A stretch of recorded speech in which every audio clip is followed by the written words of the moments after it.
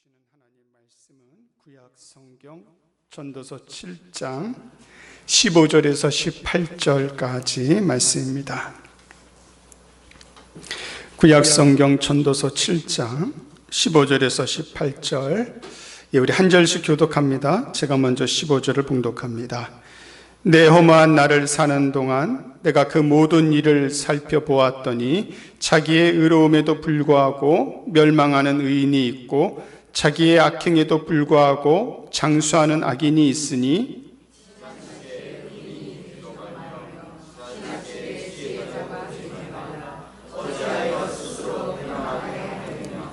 지나치게 악인이 되지도 말며 지나치게 우매한 자도 되지 말라. 어찌하여 기한 전에 죽으려고 하느냐?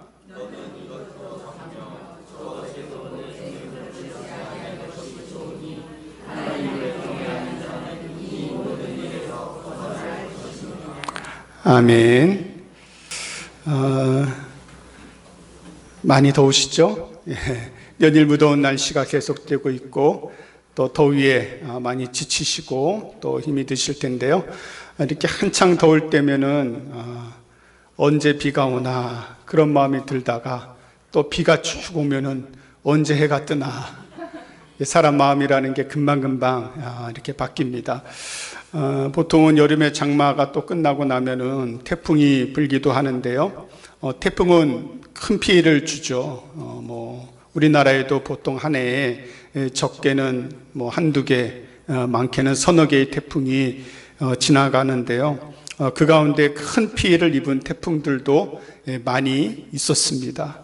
근데 태풍이 그렇게 피해만 입히는 게 아니라 또 다른 측면에서 보면은 태풍은 이 바다 위에 뜨거워진 공기들을 저 북쪽 지역으로 이동시키는 그런 역할도 하고요.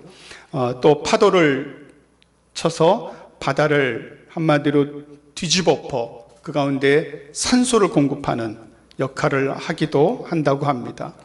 그러니까 세상은 우리가 살다 보면은 모든 게 다 좋은 일만 있는 게 아니에요. 좋은 일도 있다가 때로는 안 좋은 일도 있을 수 있죠. 또 어떤 사람이 내 인생은 아무것도 좋은 일이 없다. 근데 사실은 아무것도 좋은 일이 없는 게 아니라 그 가운데 또 좋은 일이 그 안에도 있습니다. 우리가 인생을 살다 보면은 이럴 때도 있고 저럴 때도 있고 이 모양 저 모양 여러 가지 일들을 겪게 되는데, 근데 우리가 세상을 바라볼 때 참 이해가 가지 않는 일들이 벌어질 때가 있습니다.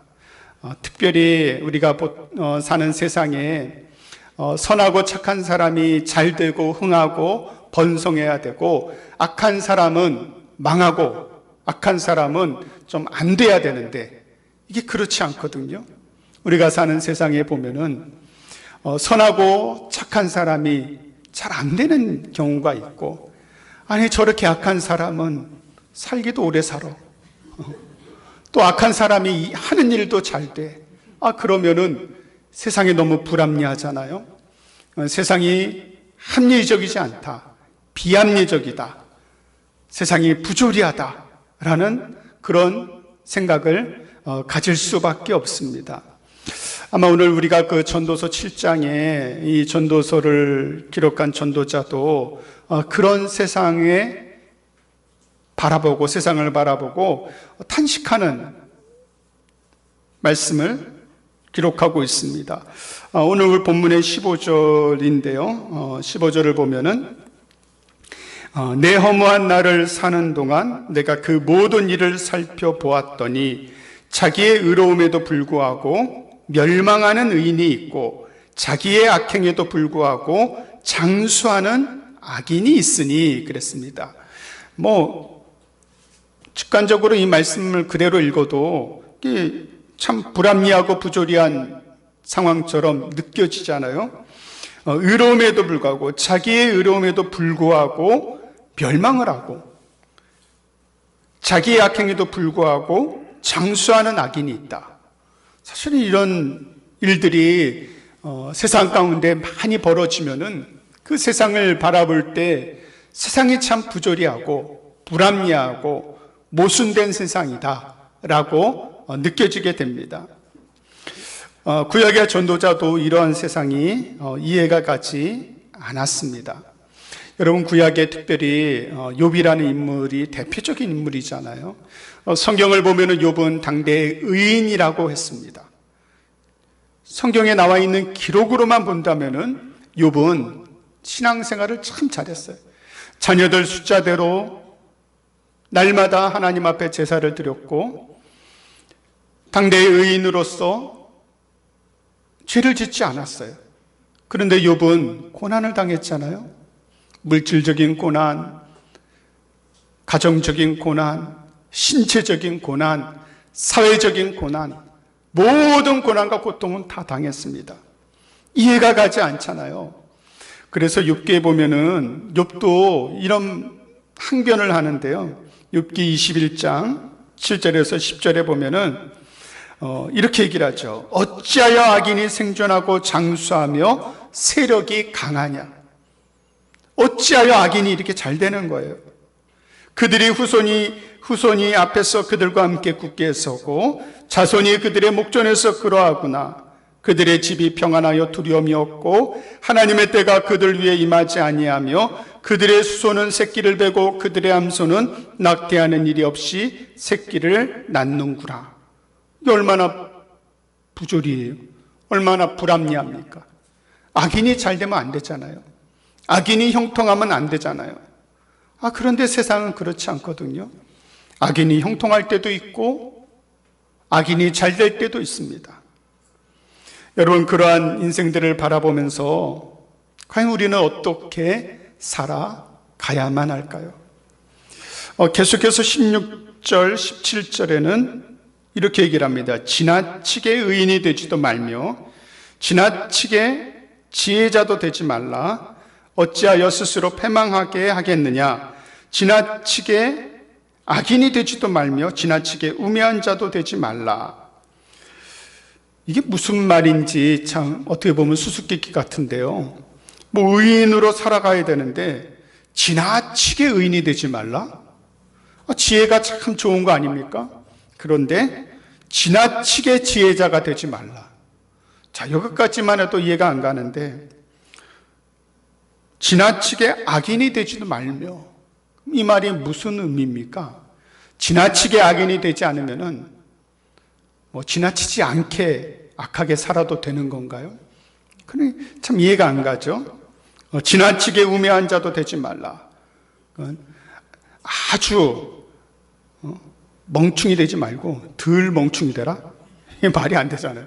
이게 무슨 말일까? 근데 우리가 이 말씀 성경에는 똑같은 단어가 반복이 되거나 강조가 되는 경우가 있습니다.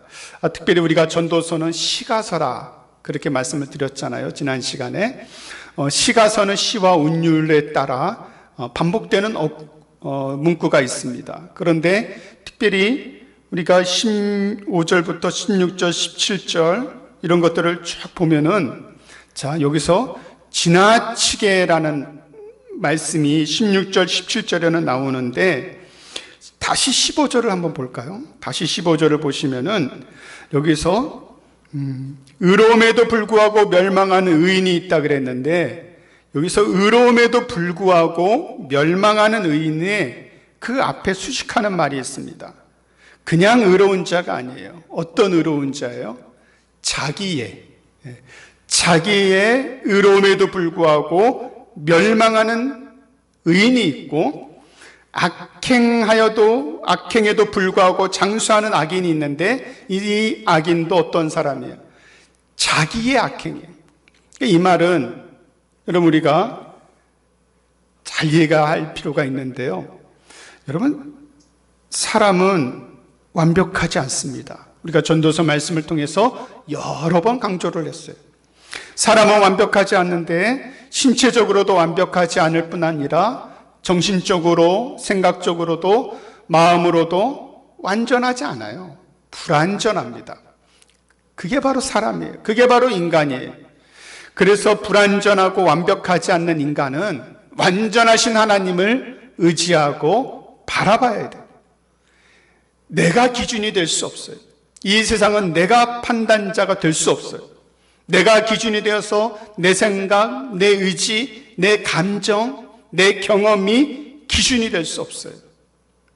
왜? 인간은 불완전하기 때문에, 완벽하지 않기 때문에. 그런데 마치 내가 의로운 것처럼 자기의 의로움으로 살아가는 것도 옳지 않다는 거예요. 지나치게 의인이 되고 지나치게 악인이 되는 것도 옳지 않다라는 거예요. 왜 그것이 옳지 않습니까? 내가 주인이 되려고 하니까, 내가 기준이 되려고 하고 내가 판단하려고 하니까.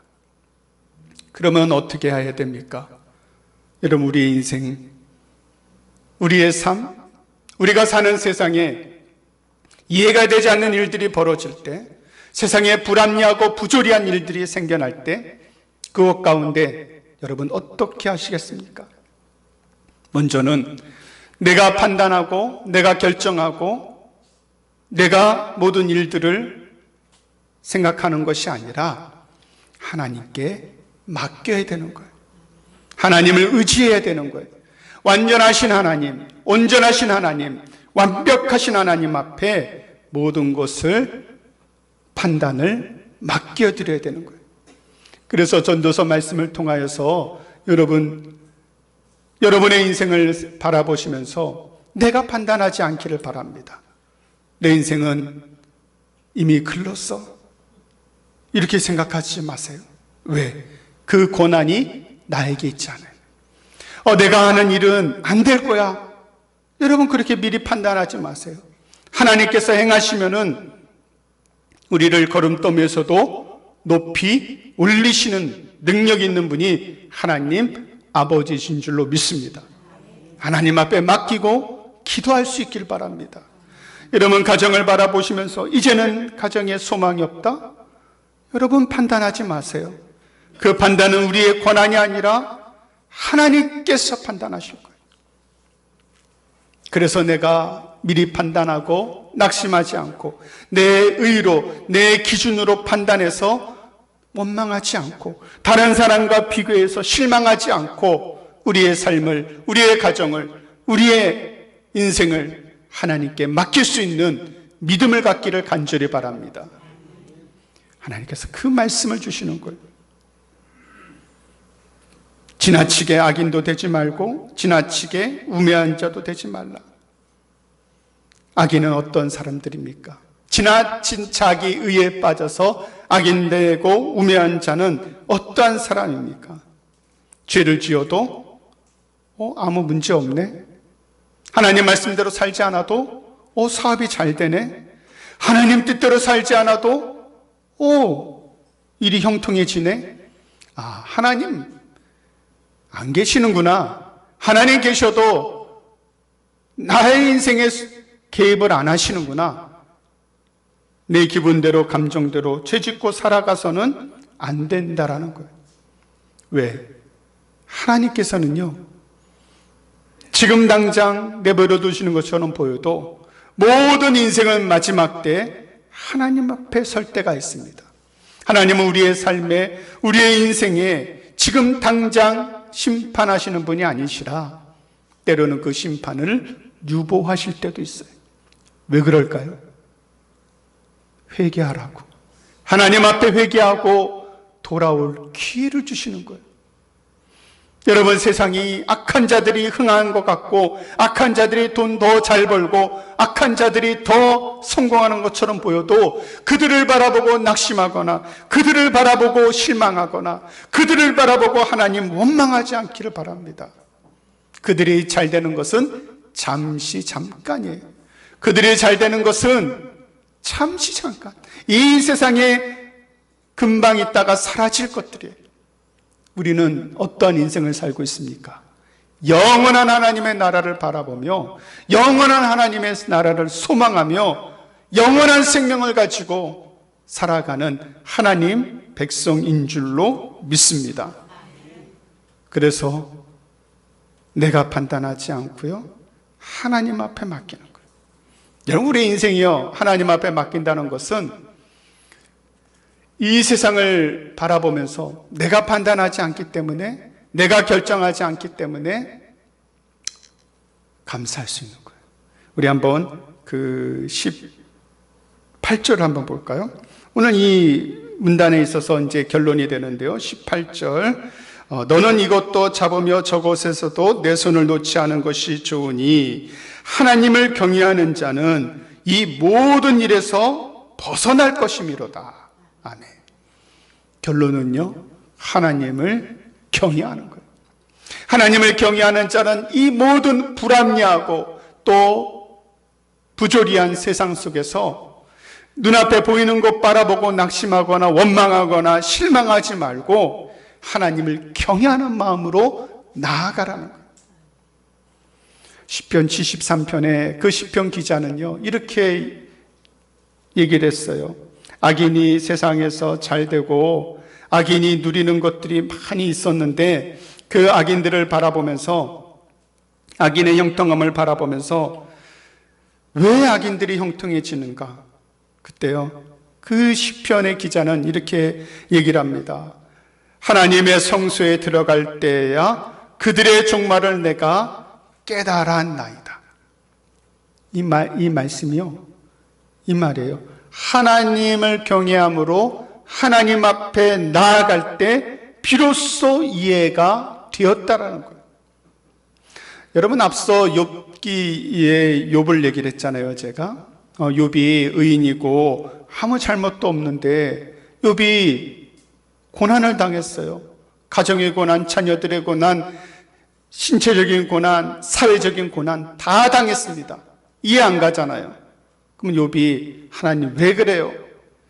불합리한 세상, 부조리한 세상, 모순된 세상, 하나님 어디 계십니까? 하고 원망했습니까? 욥은 원망하지 않았어요. 근데 하나님께서 욥을 이해시켜 주셨어요. 그래서 욥기를 보면은 마지막 욥기 42장 5절에서 6절 보면은 욥이 이렇게 고백을 합니다. 내가 주께 대하여 귀로 듣기만 하였사오나 이제는 눈으로 주를 배움나이다. 그러므로 내가 스스로 거두어드리고 먼지와 재 가운데서 회개하나이다. 근데 이것도 잘 보면 말이 안 돼요. 욥기 1장에 보면 욥은 의인이라 그랬는데 회개할 것이 없잖아요. 하나님 잘 믿었는데. 그런데 욥이 그 인생의 고난을 다 겪고 나니까요, 마지막 욥기 42장에 가니까 하나님 앞에서 내 삶이 이해가 되는 거예요.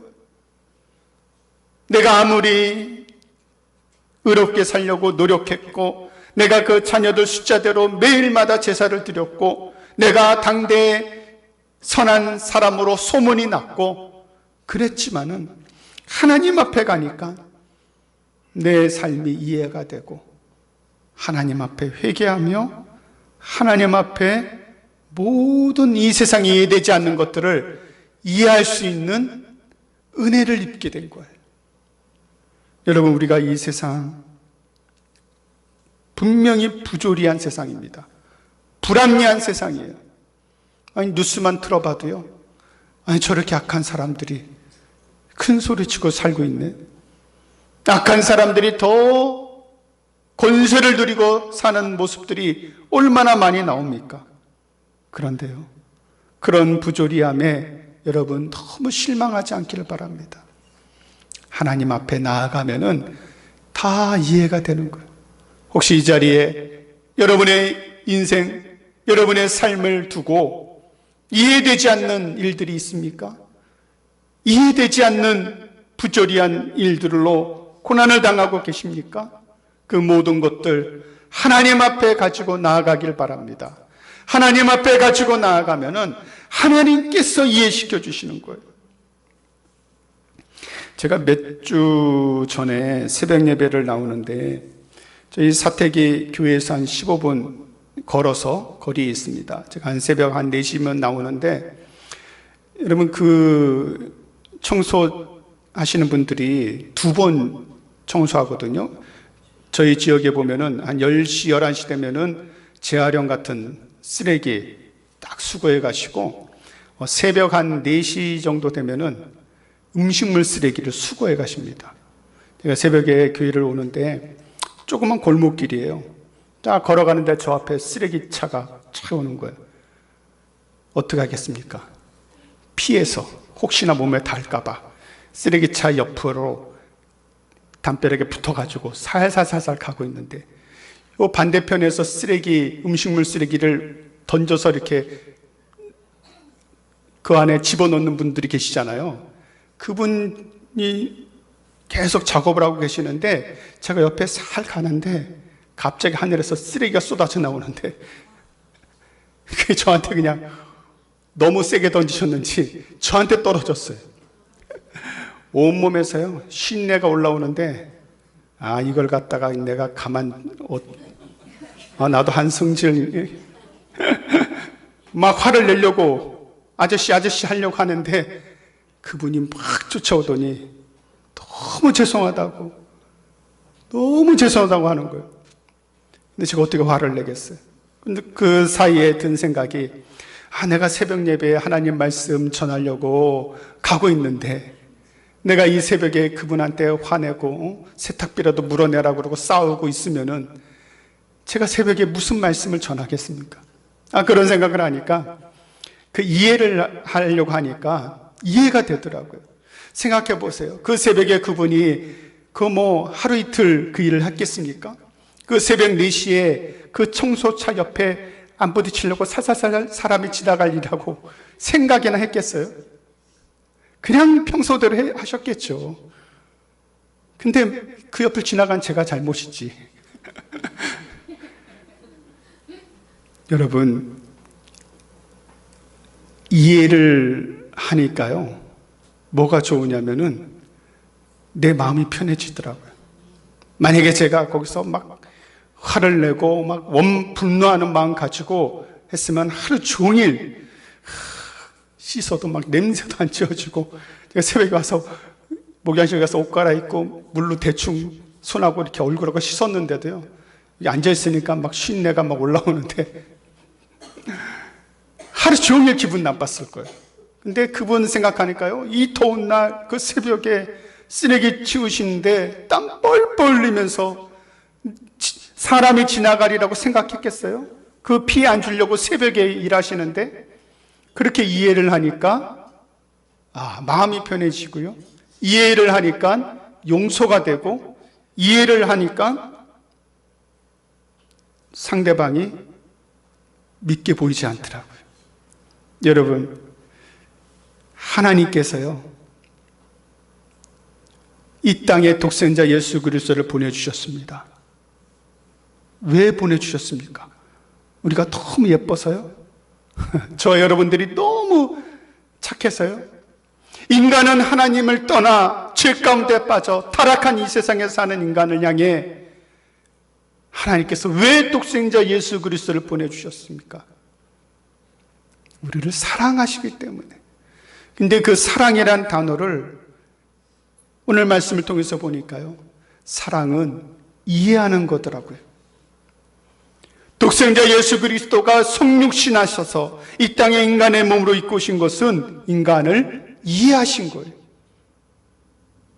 영이신 하나님께서, 그 삼위일체 되시는 하나님께서 독생자 예수 그리스도를 이 땅 가운데 인간의 몸으로 보내시고 우리의 죄를 대신해서 십자가에서 물과 피를 쏟으신 것, 그 이해되는 사랑이에요.